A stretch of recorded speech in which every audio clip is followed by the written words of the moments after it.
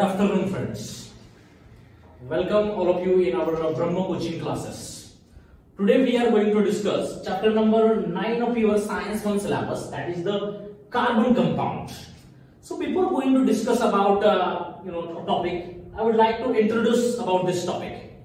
The importance of the topic is that last year in 9th standard we have studied chapter number 13 related to that is a carbon and important element. Every year, that is that we call board included the chapter related to the carbon. In 11th standard, you will have a special subject on that is the carbon, and that we call as organic chemistry. The weightage of that subject will 40 marks. In also JEE or NEET examination, same weightages of the basis on the carbon may be asked. This is the importance of a carbon in your life. So that's why we are starting, even though in 10th standard, we are starting the basic information related to the carbon compound. So we are starting with that is the hydrocarbon basic organic compound. One by one we are trying to that is the meaning of each and every word. First one is the hydrocarbon. So what is meant by hydrocarbon? Hydrocarbon is actually the compound which having two constituents, that is the carbon and hydrogen only. Such a compound we call as a hydrocarbon.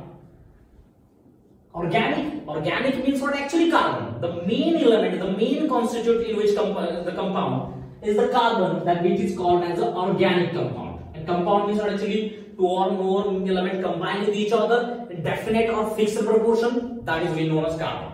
Okay, so that's why we are going to discuss about how carbon compound gets formed. Okay, every element in the nature, what their tendency. Chapter number 3 मध्ये आपण 4 मध्ये आपण शिकलो होतो 9th standard ला की कशा प्रकारे साधारणपणे आयोनिक बॉन्ड कसं तयार होतं. मी तुम्हाला तिकडे एक्झाम्पल दिलं होतं, मी जस्ट दाखवतो. Sodium atomic number 11, chlorine atomic number 17, its electronic configuration is 281 and chlorine electronic configuration 287. Here what happened? Sodium easily donate one electron to the chlorine and complete nearest electronic configuration like a neon. Same way, chlorine receive the electron and complete nearest electronic configuration like argon. Okay, so here is it possible donating and receiving of the electrons, and the bond is formed, that is we call as ionic bond, that we have studied in the 9th standard, in 10th standard some chapters. Okay, now right now we are talking about the carbon विषय बोलतोय आपण. साधं उदाहरण समजून घ्या. Do you know what is the atomic number of carbon? That I have written on the blackboard. It is 6. Atomic number of carbon काय आहे? 6 आहे.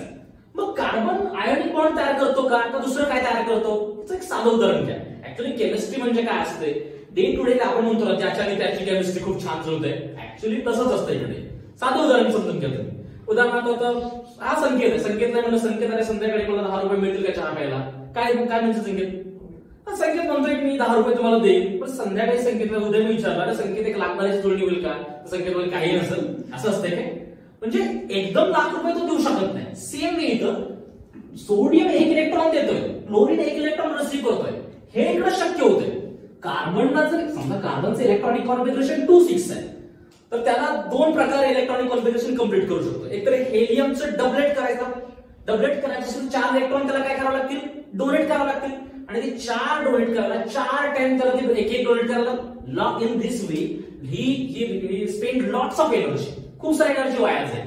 सेम प्रोसेस मध्ये जर न्यूऑन सारखे इलेक्ट्रॉनिक कॉन्फिगरेशन करायचं असेल तर ते 4 इलेक्ट्रॉन रिसीव्ह करावे लागतात.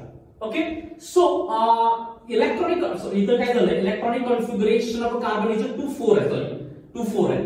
4 इलेक्ट्रॉन त्याला हेलियम सारखं करायचं असेल तर द्यावे लागतील, आणि न्यूऑन सारखं करायचं तर घ्यावे लागतील. ह्या दोन्ही प्रोसेस मध्ये खूप सारी एनर्जीज आहे. जसं संकेत मला 1 लाख रुपये देणार नाही, पण 5 रुपये 10 रुपये देईल, काय अडचण नाही. सेम वे इथं तसं नाही होणार. ओके, मग कार्बन नेमकं करतो काय?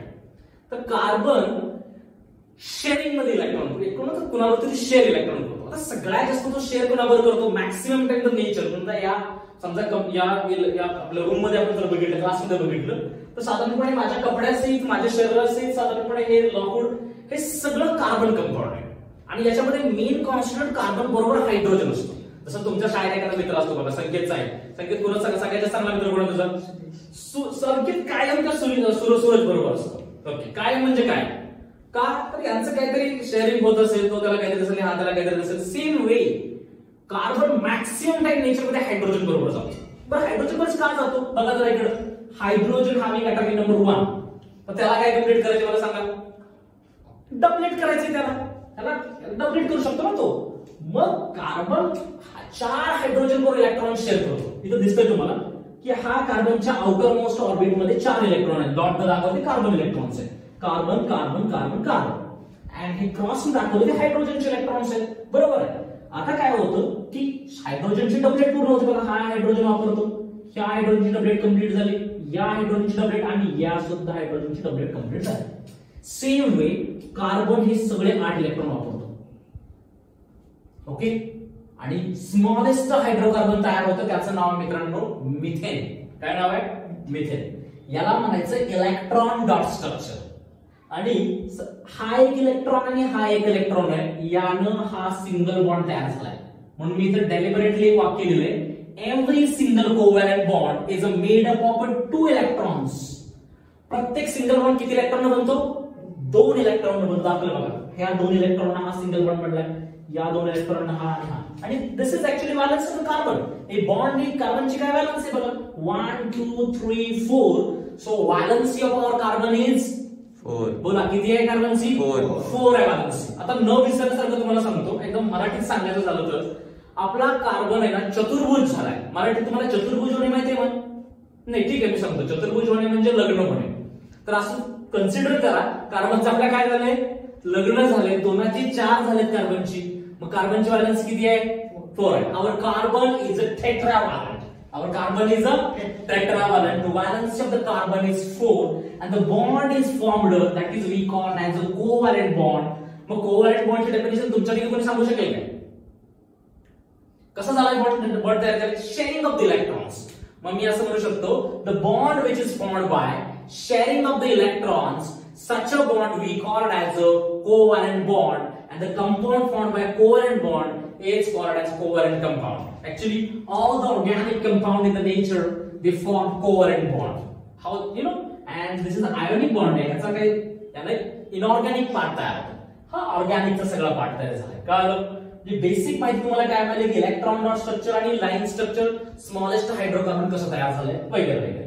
कोव्हॅलंट बॉन्ड तुम्हाला बघायला मिळालं कसं होतं. याच्या पुढचा पार्ट आहे आता की ऑर्गॅनिक कंपाऊंडची किंवा हायड्रोकार्बनचे जनरली 2 टाइप असतात. बघा तुम्ही काय. Hydrocarbon are of 2 types.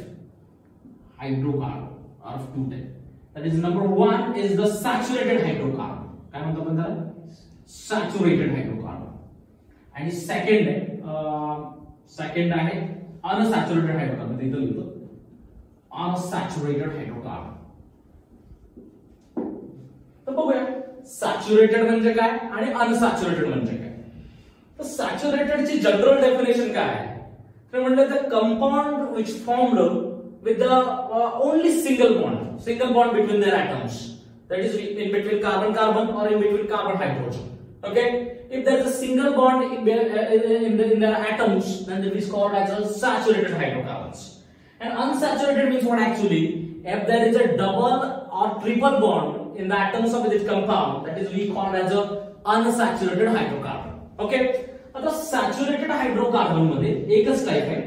जर कार्बन कार्बन मध्ये सिंगल बॉन्ड असेल, if the carbon carbon having single bond, then this family is called as a alkane family. आपण त्याला काय म्हणतो? Alkane family.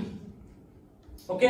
आणि अल्केनचा जनरल फॉर्म्युला आहे CnH2n+2. CnH2n+2 and n is equal to किती ऍड करा तुम्ही? n is equal to 1 2 3 dot dot dot. जर 1 ऍड केलं तर काय तयार होईल बघा बरं. C1 × H2 × 1+2 म्हणजे थोडक्यात काय तयार होते? CH4. आपला मिथेन तयार झाला. ओके. समजा 2 ऍड केलं तर कंपाऊंड डायरेक्ट टाकून बघा तुम्ही असे येते C2H6. नाव आहे इथेन. काय नाव आहे? इथेन. मग त्याची फॅमिलीज तयार होते. Methane, ethane, propane, butane, pentane, hexane, heptane, octane, nonane, decane, डेकावन. जेवढ्या टॉपिक नेचर मध्ये एक्झिस्ट आहेत तेवढ्या आता आपण शोधत बऱ्यापैकी. तर ही आहे फॅमिली अल्केनची. This is a saturated hydrocarbon.